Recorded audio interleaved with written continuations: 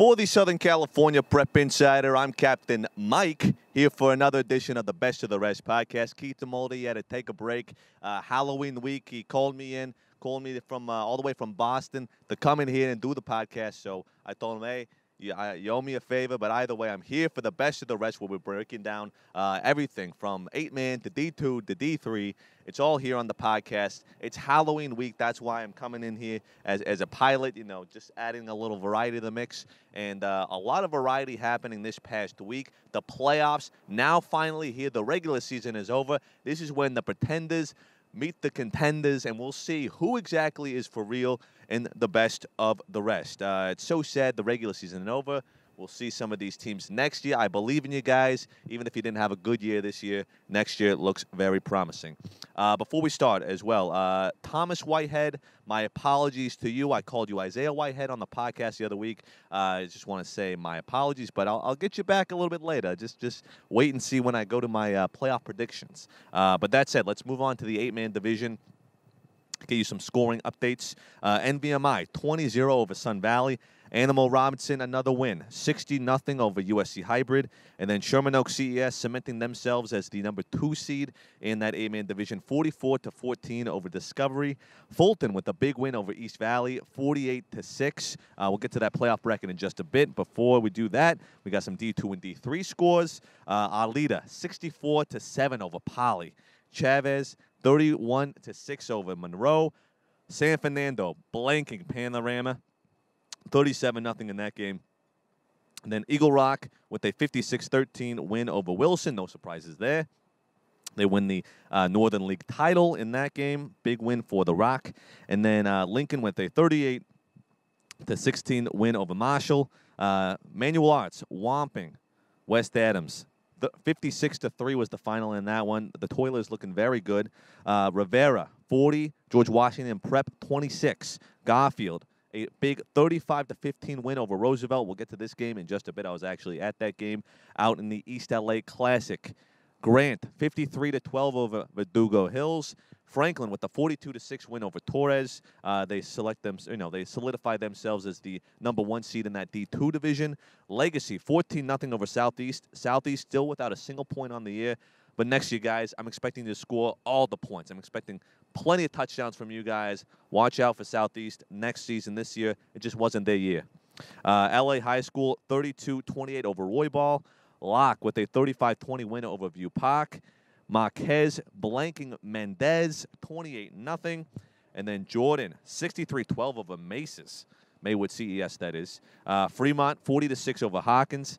Contreras, 20-7 over Belmont. Hollywood with a 21-7 win over Bernstein. And then Sotomayor, 48-16 over Rancho Dominguez. Santee cementing themselves as the number 1 seed in that D3 division with a 56-3 win over Angelou. And then Canoga Park blanking Van Nuys, 43-0.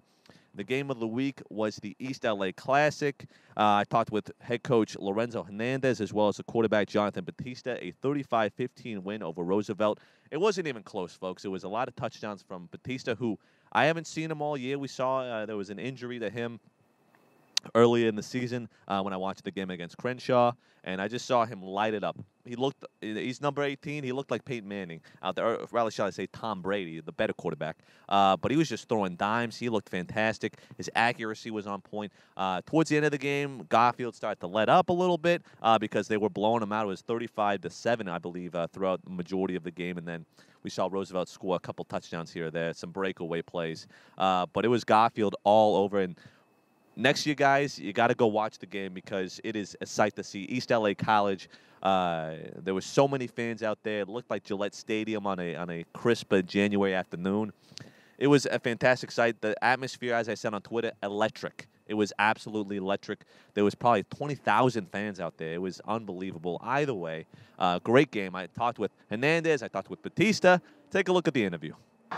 For the Southern California Prep Insider, I'm Keith DeMolde here from East Los Angeles College. A big win. The battle for East LA goes to Garfield for the 9th year in a row. The final 35-15. I'm here with head coach Hernandez as well as Jonathan Batista, the starting quarterback here for Garfield. First, I'm going to start with you. big win tonight, huge touchdowns. How's it feel to win against Roosevelt? It feels good, you know. It's an honor because my family played here in the Classic, so it's pretty much like a tradition for my family. We have a great team, you know. I couldn't do it without them, so everything goes to my line, and just we can hope to continue on the season doing great. Coming into this game, it's a big game. 6-3 they started out into this game. What were the feelings like before this game? I was pretty nervous because I knew as a sophomore quarterback I have to lead the team for my seniors, you know. I can't let them go out with a loss in this Classic, especially since they haven't lost. I just came out here, I was nervous, threw everything aside and just played the way I play, and we were able to win. How confident are you going into these playoffs? I'm pretty confident that we can go to the championship. We're going to focus on the first games. We're going to go game by game, but I'm pretty sure me and my team are ready to go into the playoffs. Big touchdowns from this guy, but also great coaching from this guy. Coach Hernandez, a big win tonight. What does it mean for the Battle of East LA for Garfield to come out with the W? Well, thank you. First of all, I got to give props to my coaches. They do a tremendous job. They make me look good. But you know what? It's just great to have another year, these kids be successful and go out there and execute. So I'm extremely proud of the team. And again, I can't say words, can't say enough about these guys. They're awesome. What does this win mean for the community of East LA? It means a lot. You know, a lot's riding on this, a lot of tradition, a lot of prideful people in the community, a lot of alumnus that want to see you uphold the higher standard. And I think these kids did a great job tonight. You guys are now undefeated on the year, 10-0. How does that feel coming from, start to finish? Well, you know what? Early on, I don't think these kids were believers, to be quite honest with you. And as we started playing opponents and they started realizing how good they could be, I know there's a lot of people that doubt the 10-0 record, and that's great. We want to fight stealth. We want to fly under the radar, and that's exactly in the position we want to be. Position you guys want to be in, obviously, is in the championship game. How confident are you going into these playoffs? Well, you know what? I think we showed tonight. I knew that Jonathan was going to be tested. You got a sophomore quarterback, which is really in his third, fourth start. We've been platooning quarterbacks, and for him to come out and do what he did tonight, I think is going to send a message to a lot of people. If you want to go ahead and force a 10th grader to pass, go ahead and try it.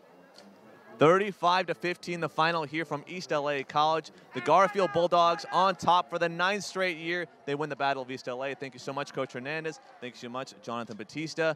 That's it for here from LA College. I'm Keith DeMolder. I'll send it back to the podcast. So we thank those guys for their time. Great game. Big win for Garfield going into the Open Division playoffs. Where will they land? Who knows? It's really anybody's contest. I'm sure Alex and Kana, who was wearing the Minnesota Vikings gear, will tell you just as much. But this Open Division is wide open, literally and figuratively, because it seems like there's so many undefeated teams in the division. You got the Eagle Rock, you got the Garfield, but then you got Narbonne, who's been fantastic all year long. Birmingham, Venice, everybody. It seems like there's no real front runner other than Narbonne, but who knows? Anybody can be upset any day of the week. That said, let's get to the bracket for the 8-man division. Animal Robinson, the number 1 seed. Sherman Oaks, CES, number 2. New Designs University Park, number 3. And then Fulton at the number 4 seed. NWMI had a chance to get in, but couldn't do it. They were 4-6 overall, 1-2 inside the division. Unfortunately, did not make it. Every team in the playoffs has a winning record, so that's why you see them. It was really exciting to watch the 8-man division all year long. The Sun Valley with a big win over New Designs University Park, but unfortunately, some of these teams had to be left out. It's a 4-man, or rather a 4-team playoff, so we had to make some cuts. Either way, I'm solid with this these top seedings. I'll actually be at that one of those games tomorrow. I believe I'll be at Sherman Oaks CES taking on New Design, so we'll see who wins in that game. Some predictions, though, I have for the 8-man division. Only 2 weeks. Only have a semifinal and then a final. I see Animal Robinson going back for the title. Darius Orange, he runs a tight ship over there at Animal, Jackie Robinson. They have a good coaching staff. They have good buy-in, especially. These guys that have been with the program for years. Their brothers played. Their cousins played. So I see them going all the way. I will say, Sherman Oaks CES, they're a great team offensively. So it'll be a tough test. Likely to see another rematch there at Fairfax High School. I expect another great championship game, but ultimately it's going to be Sherman Oaks, and it's going to be Animal Robinson in the final, and Animal Robinson is going to take it for, I believe, a 3-peat, folks. back-to-back championships, who knows? Or maybe the third time in 4 years, if I'm not mistaken. Either way, they're really owning that 8-man division. They could be 11-man next year. Who knows? Either way, going to be a great matchup there. Now, let's move down to D3. Take a look at this bracket. I'll go down the matchups one by one. Number 1, Santee taking on number 16, Jordan. Number 2, Chatsworth taking on number 15, North Hollywood. Number 3, Fremont taking on number 14, Bernstein. Number 4, Gardena taking on number 13, Rivera. Number 5, Manual Arts taking on number 12, Poly. Number 6, Marquez taking on number 11, Panorama. And number 7, Monroe taking on number 10, Contreras. And finally, number 8, Legacy taking on number 9, Lincoln. So taking a look at this D3 bracket, I'm going to say every top seed wins in the first round. I will say Lincoln and Rivera are going to get the upsets, and here's why. Gardena, they didn't look too good in league play, and I know it's a tougher division, but I don't really see them being a number 4 seed, to be honest with you. I think Rivera's had a couple of really good wins this year. Lincoln as well. I mean, a 9 versus an 8. Legacy's gotten blown out a couple times. Southgate, Huntington Park, they played them tight, but I think that this year it's going to be Lincoln's year to upset a number 8 seed, which really isn't that much of an upset, to be honest with you. But I see them winning, and then going into the semifinal games, I see Fremont taking on Monroe and Manual Arts taking on Santee. The championship matchup, I see Manual Arts going all the way to the final, and then taking on Fremont, I see Manual Arts with the win, and here's why. Joseph Todd, he's a fantastic talent for Santee. But we saw a couple times this year where this Manual Arts team, they've showed flashes of greatness. We saw against that Jefferson team, a Jefferson team that is so good, D1 talent right there. And we saw them put up 35 points. They won in the final moments. Jalen McElroy, the quarterback from Manual Arts, he had the game-winning 2-point conversion there in that a wild game, absolutely wild there from Manual Arts High School. I know that Santee, they blew out Manual Arts earlier this year, but I think this Manual Arts team has something up their sleeve. It's something about the way they do things over there. The toilers. I mean, they work hard.